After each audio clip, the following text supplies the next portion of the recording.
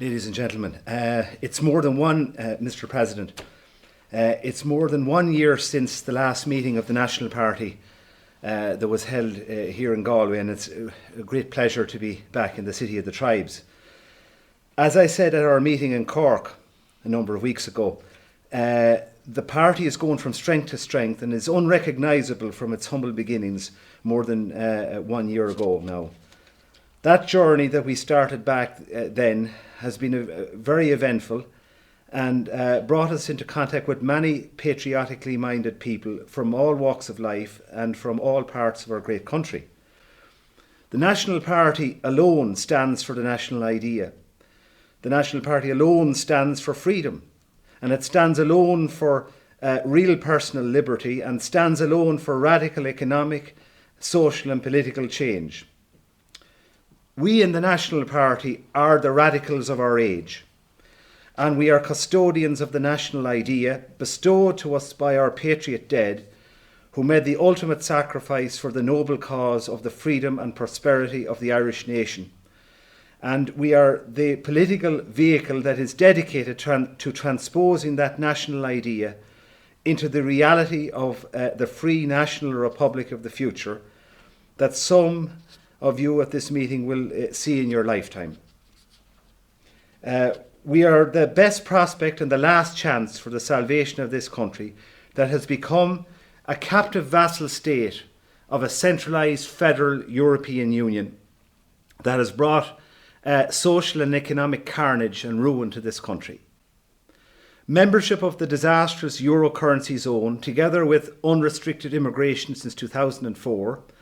were the twin causes of the building bubble that overheated the economy and brought about the economic crash of 2008, presided over by the Fianna Fáil party that was mired in corruption from its very inception. In 2010, seen the handover of what was left of fiscal autonomy to the foreign troika of the ECB, EU Commission and IMF that insisted on Irish taxpayers into posterity being forced to shoulder the gambling losses of foreign bondholders in bust Irish banks, principally the now defunct Anglo-Irish Bank, with the Rothschild banking cartel being the principal bondholders to the cost of a massive €34 billion for that bank alone. Together with the taxpayers funded recapitalisation of AIB, Bank of Ireland, Permanent TSB and the Irish Nationwide Building Society, the total cost of €64 billion was added to our national debt that represented 42% of EU bank debt. We had a general election in 2011 and a collapse in the electoral support for Fianna Fáil and the formation of the Fine Gael Labour coalition with the largest parliamentary majority in the history of this state, that continued the policy of austerity for banksters, gambling bondholders and international finance begun by the previous Fianna Fáil Green coalition government. More than €3 billion per year of taxpayers' money raised by austerity budgets since 2011 was paid to the Troika that held the nation to ransom with a promissory note of €34 billion for the cost of compensating bondholders in bust Anglo-Irish Bank. And that same €3 billion raised in austerity every year was destroyed by the ECB upon the Irish Department of Finance making those payments as part of the then deflationary monetary contraction of repaid Troika loans. During the term of the Fine Gael Labour government, the promissory note became the promissory bond, and our nation's annual tribute to which was reduced by means of extending the term of payments to 30 years from the 10 years originally agreed. Since then,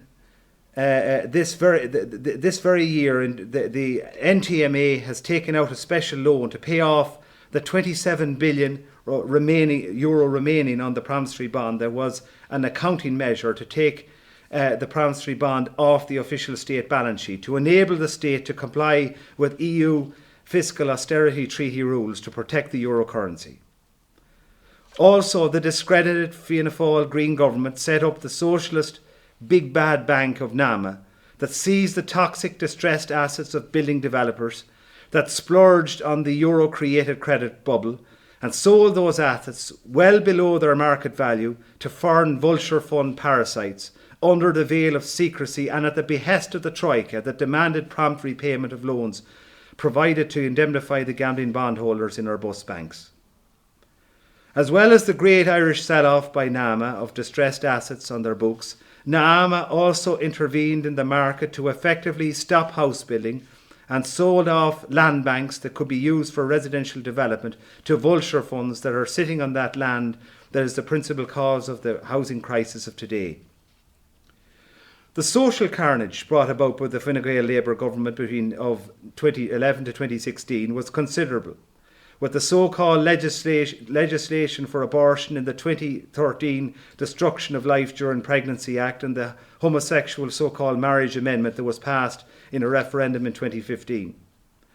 And a referendum is planned next year to repeal or replace Article 43.3 of De Valera's Constitution with a view to legalising abortion on demand.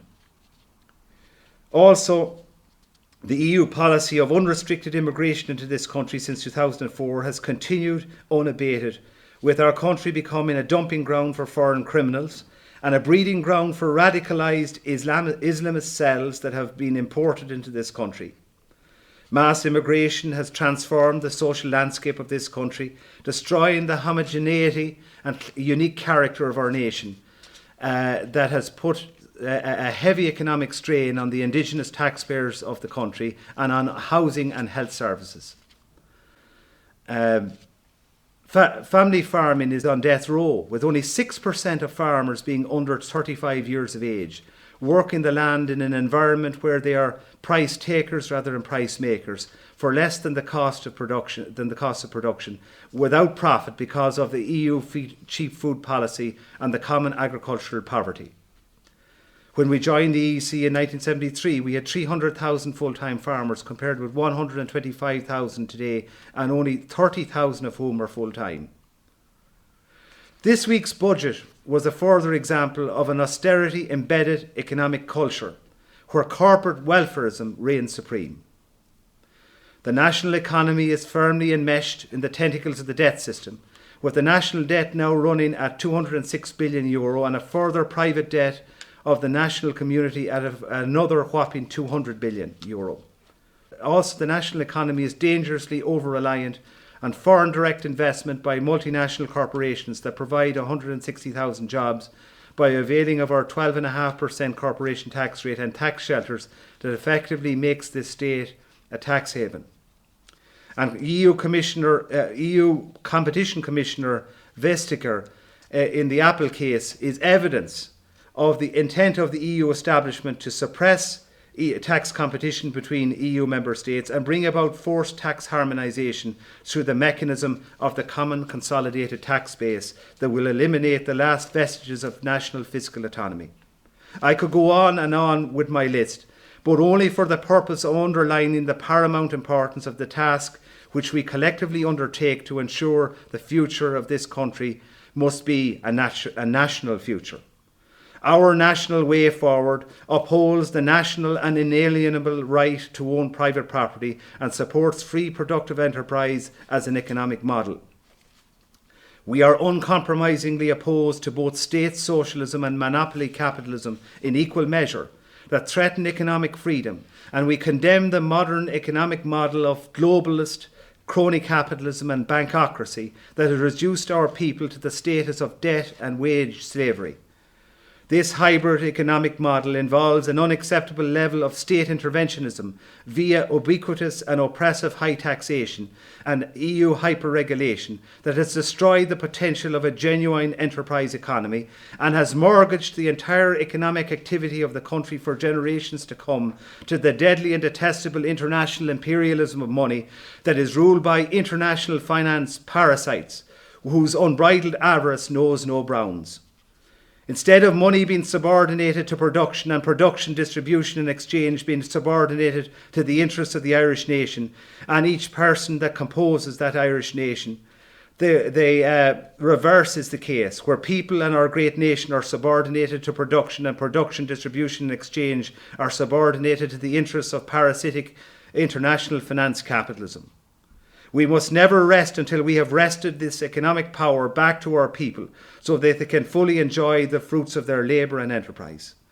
And this can only be brought about by the implementation of a radical economic policy programme of the National Party that would enact an orderly exit of the euro currency zone, and by way of using the stock of Irish-held euro money supply to pay off the national debt. And the National Party stands alone in its advocacy of the abolition of the fraudulent fractional reserve lending system, and by use of a radical change in the purpose of the monetary tool of quantitative easing, the proper function of money would be rediscovered as being a stable medium of exchange for the benefit of the Irish people, rather than the current system whereby finance is the master of the people. Let us go forward, my friends, with faith in the national idea and determination to achieve its ultimate triumph.